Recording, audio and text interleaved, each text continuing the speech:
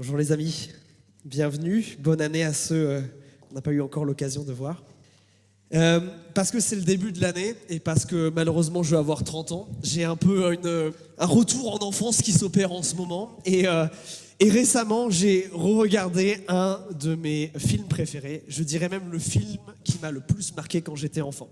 Je sais pas si vous avez ça dans votre vie aussi, un film, peut-être pas votre film préféré, mais quand vous étiez petit, ça vous a saisi. Alors si vous êtes à peu près de ma génération, c'est sans doute un Disney, ce film-là. Pour moi, c'était le film Tarzan, que j'aime tellement. Les dessins sont magnifiques, les chansons sont incroyables. Il y a Phil Collins dessus, qu'est-ce que vous y voulez? C'est incroyable. Plein de beaux messages aussi. Mais cependant, comme tous les Disney, ils souffrent d'un problème majeur. Parce que le prémisse de tous les Disney, c'est que la solution au problème du héros, elle se trouve toujours à l'intérieur et il va falloir écouter son cœur.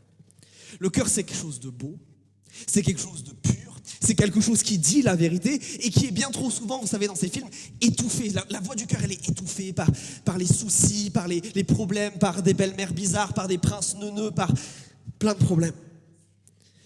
Et qu'au bout d'un moment, quand le héros arrive enfin à exprimer ce qu'il a sur le cœur, il est quelque part là dans le vrai et dans le bon. Et je crois que ce prémisse qui dit que justement tous les Disney, que le secret du bonheur, il est à l'intérieur, que l'épanouissement, il se trouve au fin fond de notre être, c'est profondément faux.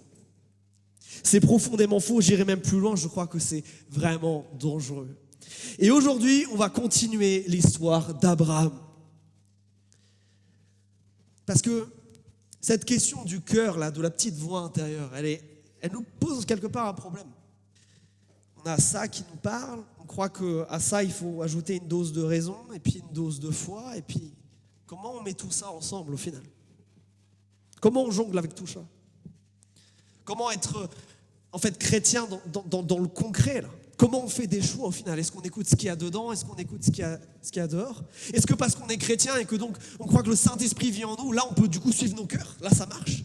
Ou alors on croit qu'il faut qu'à chaque pas on se demande ce que Dieu veut et qu'on avance quelque part à tâtons comme ça. La semaine dernière, on a parlé d'être dans une relation avec Dieu. Vous vous en rappelez? On a vu le début de l'histoire d'Abraham. On revoit les bases en fait de comment être en relation avec Dieu. Vous vous rappelez? Il faut que Dieu nous appelle comme au téléphone. Et nous, il faut qu'on décroche. Ça veut dire répondre avec foi. La foi, c'est faire confiance à Dieu. C'est aussi simple que ça. Dieu appelle, je décroche. C'est comme ça que la relation s'établit. Et pour ça, il faut qu'il y ait un téléphone, il faut qu'il y ait un médiateur. Et ça, c'est ce que Jésus a fait. C'est pour ça qu'on chante Jésus. C'est pour ça que le nom de Jésus n'a pas arrêté d'apparaître pendant nos chants. Parce que si Jésus ne meurt pas sur cette croix, si Jésus ne paye pas à ta place la mort que tu devais avoir, alors il n'y a pas de connexion avec Dieu. S'il ne ressuscite pas, il n'y a pas de relation avec lui maintenant et pour l'éternité. C'est ça qu'on a chanté, je crois à la résurrection. C'est tellement, tellement important. Et maintenant, je vous propose de s'intéresser à mais comment on fait des choix du coup. Si on a cette relation avec Dieu, si on inclut du Dieu dans tout ça, comment on fait des choix? Et donc, je vous propose de reprendre notre récit. Genèse chapitre 12. Prenez vos Bibles, si vous n'en avez pas, sortez un smartphone. Genèse chapitre 12 et on va commencer au verset 10. Il y eut une famine dans le pays. Abraham descendit donc en Égypte pour y séjourner en immigré, car la famine pesait sur le pays. Lorsqu'il fut arrivé en Égypte, il dit à Saraï, sa femme, « Je sais que tu es une très belle femme. Mais quand les Égyptiens te verront et qu'ils diront, « C'est sa femme !» ils me tueront. Et toi, ils te laisseront la vie. Dis donc que tu es ma sœur, je te prie, afin que je sois bien traité à cause de toi, et que grâce à toi, j'ai la vie sauve. » Lorsqu'Abraham arriva en Égypte, les Égyptiens virent que la femme était fort belle. Les princes du Pharaon la virent aussi et firent son éloge auprès du Pharaon. Alors la femme fut emmenée chez le Pharaon. Quant à Abraham, on le traita bien à cause d'elle. Abraham reçut du petit bétail et du gros bétail, des ânes, des serviteurs, des servantes, des ânesses et des chameaux. Mais le Seigneur frappa le Pharaon et sa maison de grands fléaux à cause de Saraï, femme d'Abraham. Alors le Pharaon appela Abraham et lui dit, « Qu'est-ce que tu m'as fait ? Pourquoi ne m'as-tu pas fait savoir quelle était ta femme? Pourquoi m'as-tu dit, c'est ma sœur? Du coup, je l'ai prise pour femme. Maintenant, voilà ta femme, prends-la et va-t'en. » Le Pharaon donna des ordres à ses gens et ceux-ci le reconduisirent, lui, sa femme et tout ce qui lui appartenait. On s'arrête là. Drôle d'histoire. Est-ce que vous avez l'impression de reconnaître Abraham? Moi, je regarde cette histoire, je compare avec ce qu'on a vu la semaine dernière. J'ai même pas l'impression que ça soit la même personne. Heureusement qu'ils ont le même prénom, parce que sinon, c'est trop différent, là. Il y a quelque chose qui s'est passé. Alors, on va rentrer petit à petit dans le texte, mais je vous ai dit qu'on allait parler de choix aujourd'hui. Et d'abord, Abraham, il est un petit peu forcé à faire un choix. Regardez le verset 10, il y a beaucoup de choses à dire sur ce verset 10. Abraham, il arrive dans une situation où il y a une famine tellement sévère, regardez, le mot apparaît 2 fois dans le verset 10, qui lui impose de partir en Égypte et d'y séjourner comme un immigré. Autrement dit, Abraham, il n'a pas le choix. Il doit bouger du pays de Canaan où il est, le pays que Dieu lui a donné, parce qu'il n'y a plus à manger. Et il faut qu'il bouge. Et on comprend donc que c'est provisoire, c'est pour ça qu'il y séjourne en tant qu'immigré. Il n'est pas appelé à rester, mais il est comme forcé à y aller. Et ça, peut-être que quand on parle de relation avec Dieu, ça nous met mal à l'aise. Pourquoi Dieu il permet à Abraham d'être dans cette position-là? Dieu il est censé le bénir, on l'a vu la semaine dernière, au début, Dieu il dit « je te bénirai ». Et là, il y a une famine. Et des fois, je crois qu'on oublie quelque chose. Ce sentiment-là, il vient de quelque chose qui fait que, en fait, quand on est chrétien, quand on se croit appelé par Dieu, des fois, il y a cet orgueil qui vient et qui monte et qui me fait dire que finalement, c'est moi le centre du monde. Que tout d'un coup, Dieu devrait faire tourner la terre et faire tourner le soleil autour de moi. Et ça, c'est oublier qui est le maître. C'est oublier qui est le boss. Nous sommes appelés par Dieu pour être ses serviteurs. Certes, Dieu veut nous faire du bien, mais Dieu ne nous a jamais fait promis que, si je reprends une citation de Disney, que ça serait Hakuna Matata, qui se comporterait comme le génie dans Aladdin, qui répondrait à nos petites envies, nos petits caprices pour nous faire rendre la vie facile. Non, là, Dieu met Abraham dans un choix qui est compliqué. Mes amis, face à des choix forcés comme ça, la tentation pour Abraham, et peut-être pour nous, ça serait de se dire, mais si Dieu me permet que cette situation elle arrive, est-ce que Dieu en a marre de moi? Est-ce que Dieu n'est pas si bon que ça? Et je voudrais vous rappeler une vérité qui est essentielle par rapport à ça. C'est que notre Dieu ne nous a jamais promis, absolument jamais, que être chrétien, ça allait être facile. Que tout d'un coup, on serait privilégié au point où nous, il ne nous arriverait pas de problème, et puis les autres, parce qu'ils ne sont pas chrétiens, on s'en fout. Non, Dieu ne marche pas comme ça. Dieu ne fonctionne pas comme ça. Par contre, ce qu'il nous a promis, c'est qu'à chaque épreuve, il serait là. Ce qu'il nous a promis et ce qu'il nous donne, c'est sa présence. Rappelez-vous de ce qu'on a vu sur le martyre d'Étienne cet été. Cet homme qui meurt, le premier martyr chrétien. Qu'est-ce qui se passe alors qu'il souffre?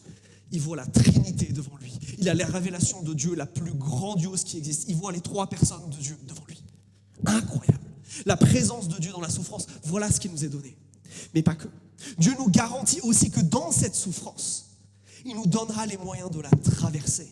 Il ne l'évitera pas, mais il nous donnera les moyens de passer au travers. Ça, c'est la garantie que Dieu nous donne. Et des fois, Dieu, oui, nous met dans des situations où nous devons faire des choix. Et là, il y a une tension.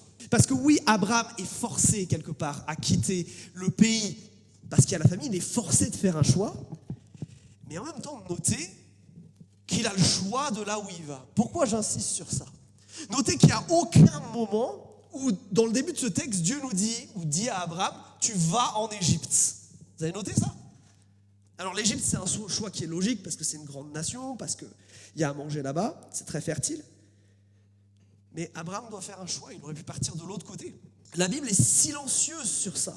Pourquoi? Et ça, c'est important de noter ça. Je sais que dans la vie, il y a ceux qui aiment faire des choix et il y a ceux qui détestent faire des choix. Je ne sais pas à quelle catégorie vous appartenez.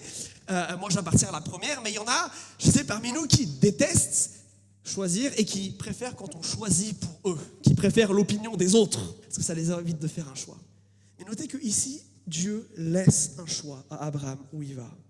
Il y a un espace de liberté là, où Dieu ne lui dicte pas où aller. Et je crois que ça, c'est fondamental pour comprendre la notion de la volonté de Dieu et de celle de choix. Oui, Dieu laisse des situations arriver qui nous forcent à faire des choix. Mais de la même manière, il nous offre une liberté de choisir. Pourquoi Dieu fait ça? Parce qu'il y a un thème que peut-être vous vous rappelez d'il y a 2 ans quand on a commencé cette série sur le début de Genèse. Dieu, il aime nous faire participer. Dieu, il nous a créés pour être en relation avec lui. Pas pour s'amuser, pas parce que, comme ça. Rappelez-vous le jardin d'Éden. Et il est bien le jardin. Mais l'objectif de Dieu, c'est que ça s'étende à toute la terre. Et qu'est-ce qu'il fait? Il entre en collaboration avec les êtres humains. Dieu nous laisse des choix parce que c'est cette partie-là d'être collaboratif avec lui. Et alors j'entends déjà quelqu'un me dire, mais Quentin, oui, ok, Dieu nous laisse faire des choix, il nous laisse collaborer, mais à l'image d'Abraham et de ce qu'on va détailler dans la suite du texte, on choisit vachement mal quand même. On fait quand même beaucoup d'erreurs. Et là, il y a quelque chose de très important, de pourquoi Dieu nous laisse une liberté de choix. Parce que pour Dieu, une relation, c'est plus important que la perfection. Rendez-vous compte de ça. Pour Dieu, c'est plus important d'avoir une relation avec lui qu'une forme de perfection. Si c'était le cas, si la perfection était un peu plus importante pour Dieu, alors il aurait fait de nous des robots, programmés pour faire le bien en toutes circonstances, mais incapables de vraiment aimer. On ne peut pas aimer sans liberté. On ne peut pas aimer sans capacité à faire de choix. Non, sinon ça s'appelle de la contrainte, et ça a des mots plus graves derrière. Alors oui, il y a des fois des choix qui nous sont forcés. Dieu nous met dans des situations où il va falloir faire des choix. Et ça, c'est peut-être important juste de t'arrêter un instant. Quand tu es dans la situation d'Abraham, quand quelque part les circonstances de la vie te forcent à choisir, c'est quoi ton réflexe? Est-ce que c'est de te lever comme Abraham, de partir, de faire des choix, d'être actif quelque part, de compter sur Dieu? Ou alors c'est de dire, oh Dieu, mais pourquoi ça arrive? De commencer directement à te plaindre? Ou est-ce que tu vas compter sur lui? Est-ce que tu vas compter sur sa présence? Note aussi une chose, si Abraham ne fait pas de choix, ici, Abraham meurt. Abraham ne fait pas de choix, il reste en Canaan, il meurt de faim. Il va falloir que nous fassions des choix avec Dieu, et il ne faut pas avoir peur de les faire. Maintenant, on veut faire des bons choix, et c'est là où les problèmes vont commencer.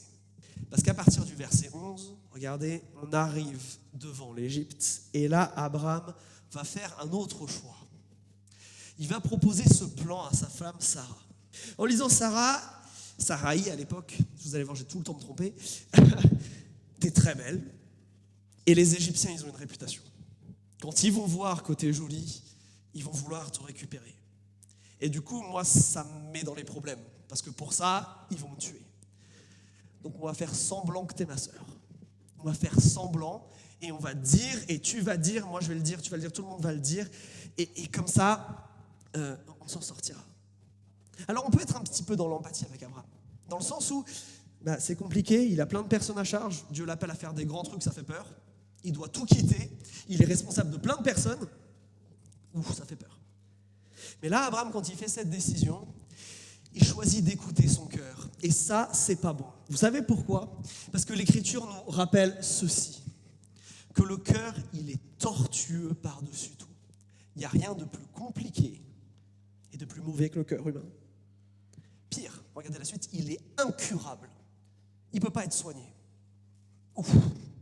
C'est pour ça que quand Jérémie écrit ça, il rajoute qui peut le connaître. Et puis après, Dieu dira, moi je peux le connaître, moi je peux le changer. Mais vous, humains, vous ne pouvez pas.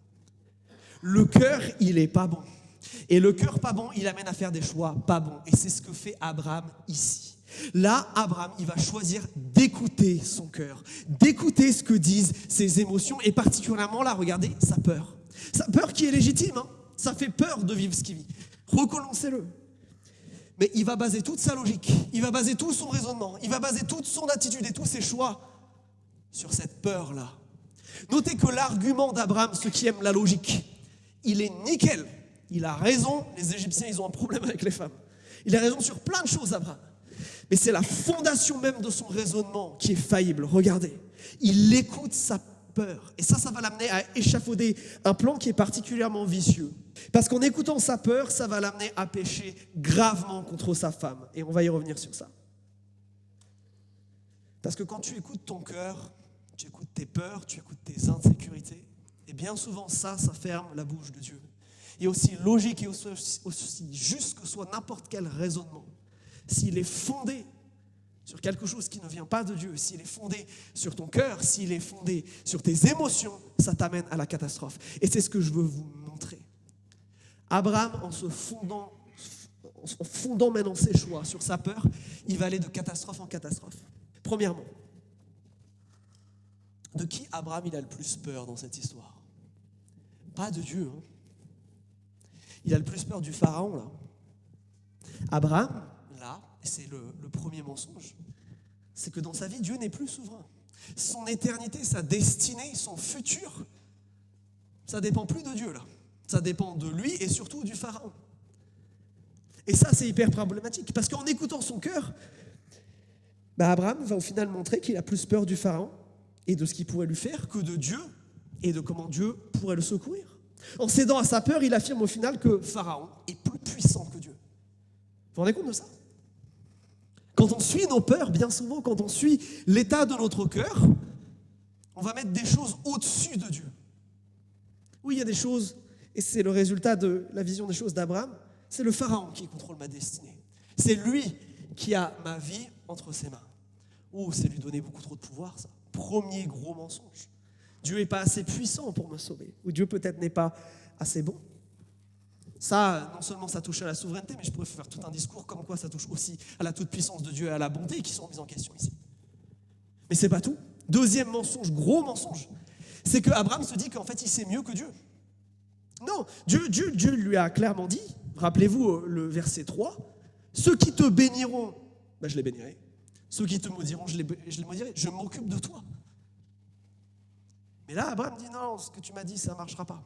Non, je sais mieux que toi. En fait, mon plan, il va mieux marcher que ce que tu pourrais dire ou ce que tu as dit ou ce que tu pourrais faire. Abraham, là, il croit ce mensonge-là en donnant la place d'honneur à sa peur. Abraham se place, lui et son intelligence, au-dessus de Dieu, pas que le pharaon. Lui et son intelligence au-dessus de Dieu. Dieu ne va pas me secourir, me délivrer. Enfin, j'ai peur qu'il ne le fasse pas. En fait, je n'ai pas assez confiance en lui. Alors, je vais me débrouiller. Il va m'abandonner, donc il faut que je me débrouille. Il faut que j'ai un plan de secours. Mes plans sont plus sûrs. Ils sont plus dignes de confiance que ce que Dieu pourrait me donner. Mais ça, c'est des mensonges de la tête. Le problème, c'est quand ils se traduisent en actes derrière.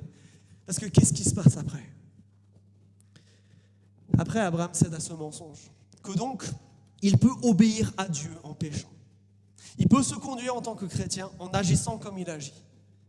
Et la manière dont Abraham agit ici, c'est en péchant. C'est le vocabulaire technique de la Bible pour parler du mal. Plus pernicieux et plus pervers encore. Quand il laisse la peur être reine, il croit obéir à Dieu en mentant et en demandant à sa femme de mentir. Oh, le cœur est vicieux. Le cœur se fait passer pour Dieu bien souvent. Abraham, vous vous rappelez, il sait que Dieu va lui donner une descendance. Vous vous rappelez de ça ? Dans la promesse de Dieu, il fera son grand, et il y a une nation qui viendra de lui. Puis ça, c'est dit au verset 3. Puis au verset 7, c'est précisé que ça sera sa descendance. Ça viendra de lui, quelque part. Mais on a un problème, vous vous rappelez ? On l'a vu la semaine dernière. Sarah, elle est stérile. Donc on ne sait pas comment ça va marcher, ça. Est-ce qu'Abraham, il va avoir une autre femme ? On ne sait pas pour le moment. Mais en tout cas, ce qui est sûr, c'est qu'on a besoin de lui. Et par conséquent, la réaction d'Abraham, c'est ma vie, elle est plus importante que toute celle des autres. Ouais, ma vie, il faut la préserver. La promesse de Dieu, elle dépend de ma vie. Et ça va l'amener à être une horreur vis-à-vis de sa femme. La peur vient justifier son péché. Ça, c'est terrible. Il pêche gravement contre sa femme. Regardez à quel point c'est humiliant pour elle. Sarah, de base, elle a une vie qui n'est pas facile. Elle a beau être jolie. Sarah, elle est stérile. Et c'est dur dans sa féminité pour elle. Et encore plus à cette époque, dans ce contexte-là.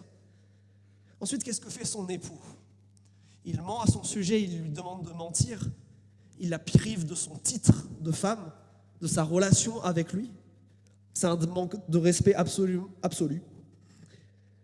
Et je ne sais pas, l'Écriture ne nous dit pas à ce point-là quand les autres ils ont commencé à remarquer Sarah et qu'ils ont commencé à vouloir la refourguer au Pharaon, à quel point il a protesté, ou ce qu'il a dit, ou ce qu'il n'a pas dit, ça on ne sait pas.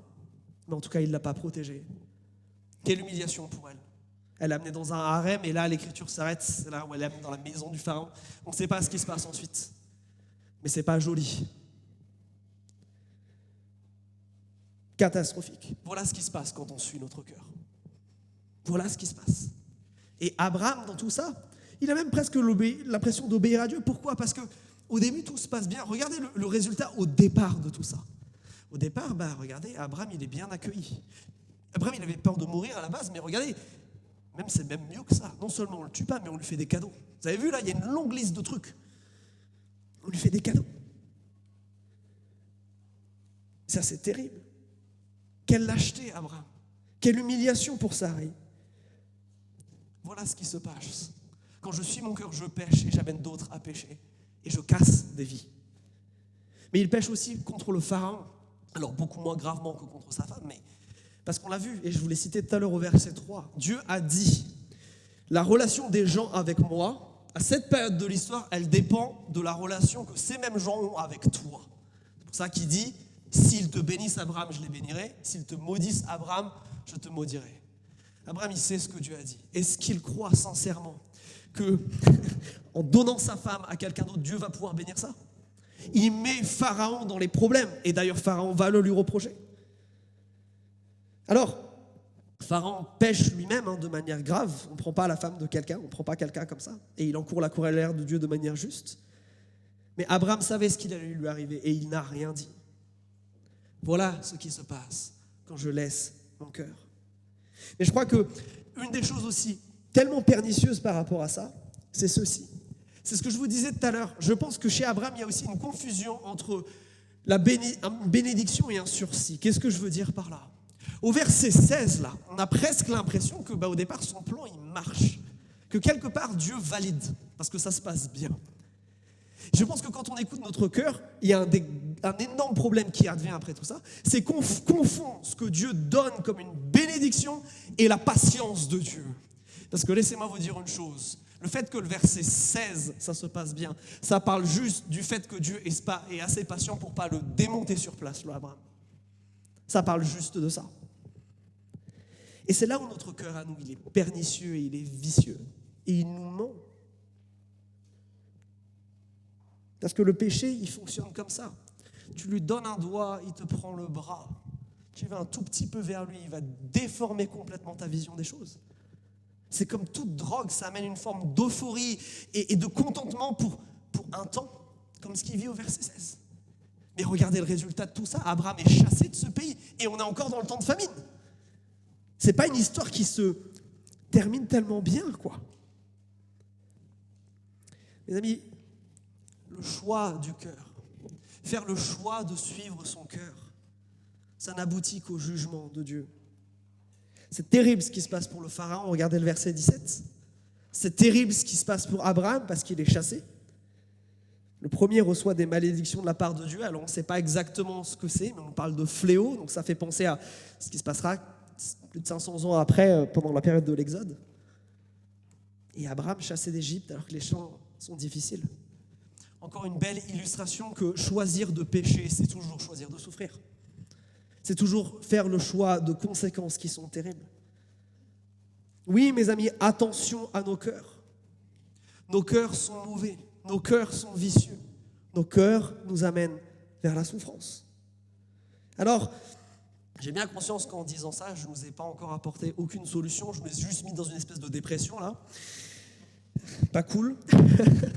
Mais moi, je vais vous parler du troisième choix. Si je ne suis pas à mon cœur, je vais vous inviter à faire le choix de la foi. Qu'est-ce que j'entends par le choix de la foi ? La foi, on l'a dit, c'est faire confiance à Dieu.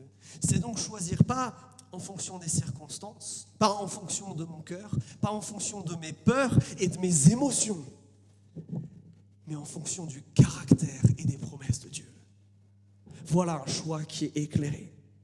Parce que si Abraham avait fait ça dans cette histoire, l'histoire aurait été tellement différente. Si Abraham avait fait ses choix en fonction de qui est Dieu, c'est-à-dire tout puissant et bon, il n'aurait pas eu peur de mourir en Égypte. Dieu avait un plan pour lui. Dieu lui a dit, je ferai de toi une descendance. Ça ne marche pas si Abraham meurt. Non, s'il se basait sur la bonté et la toute-puissance de Dieu, il n'aurait pas eu cette peur-là. Ou du moins, ce n'est pas qu'il ne l'aurait pas eu, c'est qu'il l'aurait contrôlée. Et même si l'Égypte voulait sa mort, même si le Pharaon voulait sa mort, qui est-il face à la puissance de Dieu ? S'il s'était basé sur le caractère de Dieu, ça aurait tout changé. Mais pas que, sur ses promesses aussi. Dieu lui a dit, ça sera ta descendance. Alors évidemment, on ne comprend pas encore comment Dieu va faire, parce que Sarah, on l'a dit, elle est stérile. Mais c'est sa descendance, ça va passer par sa famille. S'il s'était basé sur ça, il n'aurait jamais demandé à sa femme de mentir. Il ne l'aurait jamais délaissée comme ça, il ne l'aurait jamais abandonnée et péché aussi gravement contre elle.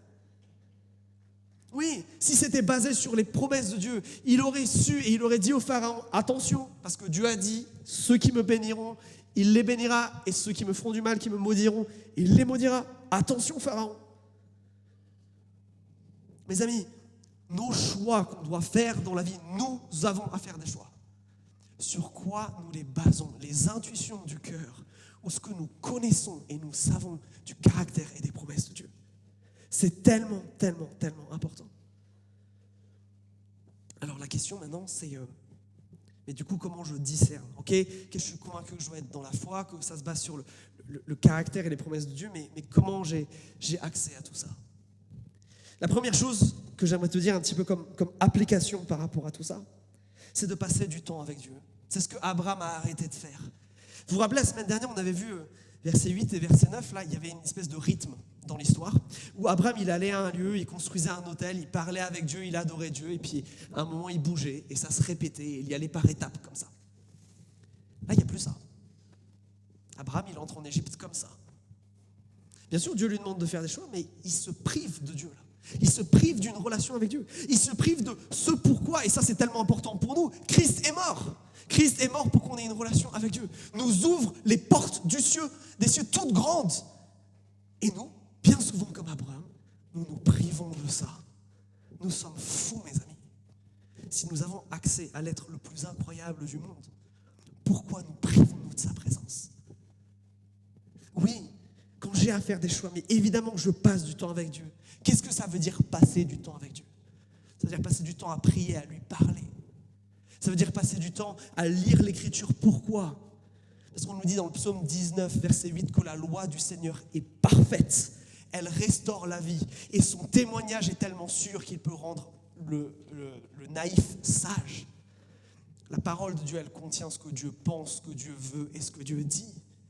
Si vous ne l'ouvrez jamais, ne vous étonnez pas à quel point c'est difficile de faire des choix. Si vous ne l'ouvrez jamais et que vous ne passez pas du temps dans la prière, ne vous étonnez pas de ne pas connaître le caractère de Dieu et d'être perdu. La question c'est, est-ce qu'on remet ces choses-là au centre? Mes amis, la première, et au final c'est de dire ça, la piété c'est l'élément numéro 1 du discernement. Mais c'est passer du temps avec Dieu, pas seulement pour le connaître, mais pour demander. J'ai une bonne nouvelle pour vous. Dieu n'attend pas de vous que vous sachiez tout faire tout le temps. Dieu n'attend pas ça de nous. Sinon, il ne nous aurait pas donné un verset comme ça. Un de mes versets préférés de toute l'Écriture. Si l'un de vous manque de sagesse, qu'il la demande à Dieu, qui donne à tous généreusement et sans faire de reproches, elle lui sera donnée. Oui, il y a des fois où c'est compliqué de faire des choix, et même avec la Bible, et même avec le Saint-Esprit. Mais qu'est-ce que Dieu nous promet? Regardez ce verset comme il est beau. L'assurance que si je demande à Dieu, il me parle. Mais surtout que le fait de lui demander, il ne va pas me le reprocher. Ça, c'est incroyable. Dieu ne te reproche pas de ne pas savoir. Dieu te reproche de ne pas demander et de ne pas obéir derrière. Mais tu as le droit de ne pas savoir. Mais quand tu ne sais pas, est-ce que ton réflexe c'est d'aller vers Christ ou aller ailleurs? Deuxième chose, et qui n'est pas des moindres, discerne avec d'autres. En termes d'application, je crois que c'est tellement important. Nous sommes l'Église. Nous croyons que l'Esprit de Dieu vient quand on est rassemblés. L'Esprit de Dieu. On ne peut pas se priver d'un discernement collectif. Et je crois que c'est aussi le problème d'Abraham dans ce cas-là. Il se prive de consultation. Oh, combien de bêtises avons-nous faites parce que nous croyons que nous seuls, avec l'aide du Saint-Esprit, on arrive à prendre des décisions. C'est vrai que c'est théoriquement possible. Mais la voix de notre cœur est tellement présente. Est-ce que nous nous privons de la communauté? Est-ce que nous nous privons de demander l'aide des autres, le discernement des autres? Pas de nos copains qui vivent la même chose que nous, mais de ceux plus avancés dans la foi, qui peuvent nous donner la sagesse dont nous avons besoin. Est-ce que c'est comme ça que vous discernez la volonté de Dieu? Maintenant, moi j'ai une question.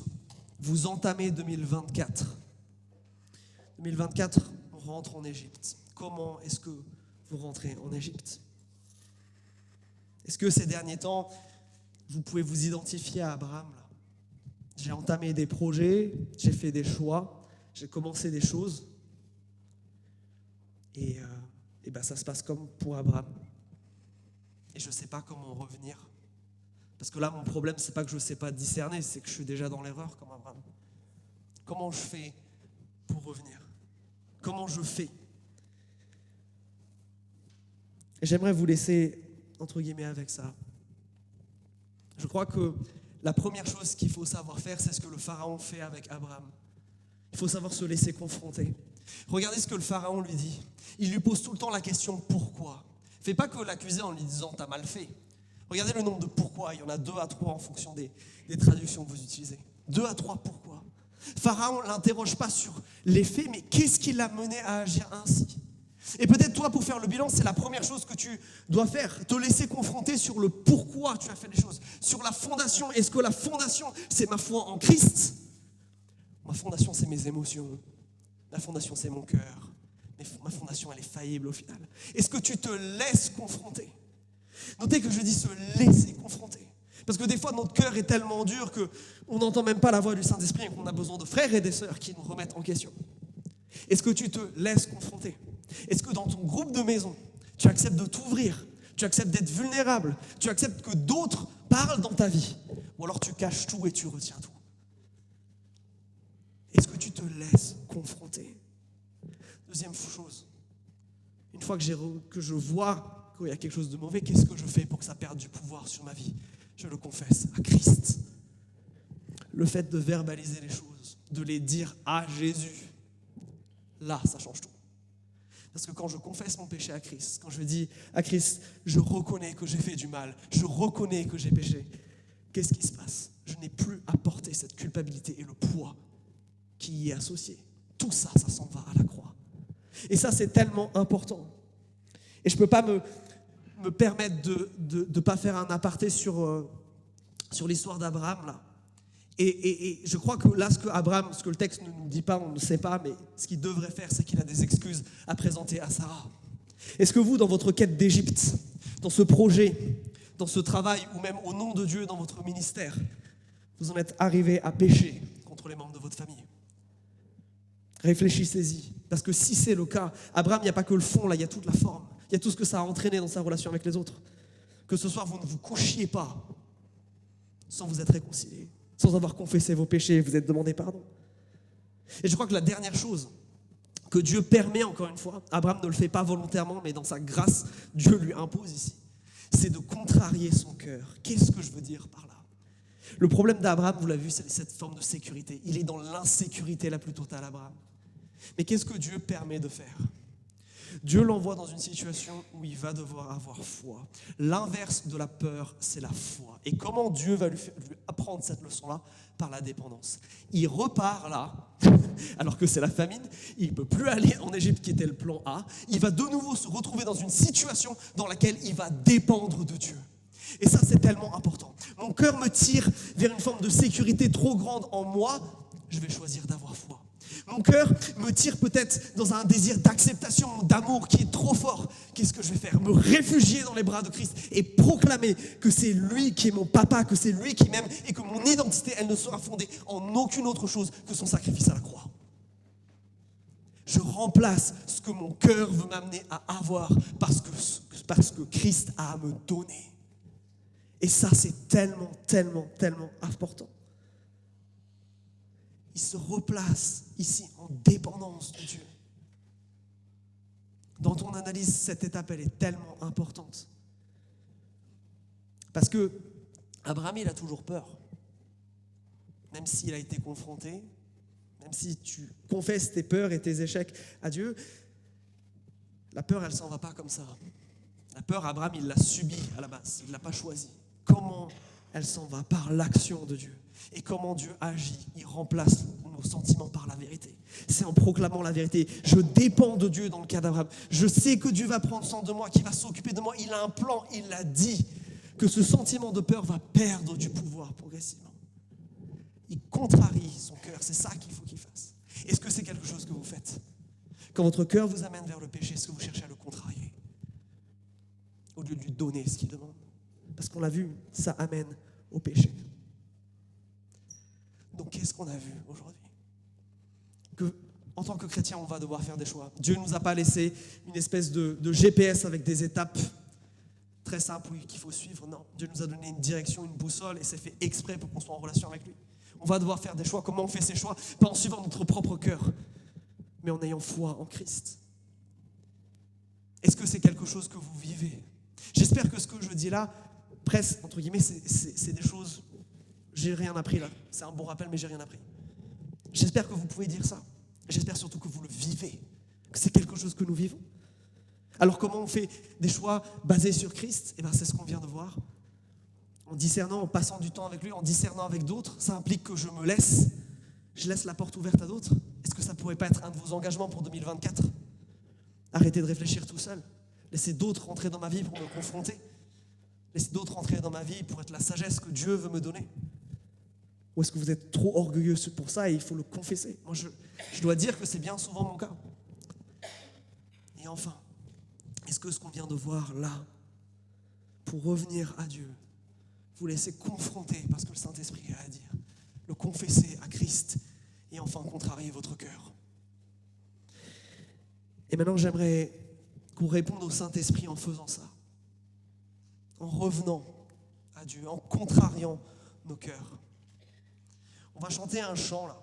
On a déjà chanté. Qu'est-ce qu'il y a? C'est un autre chant. Ok.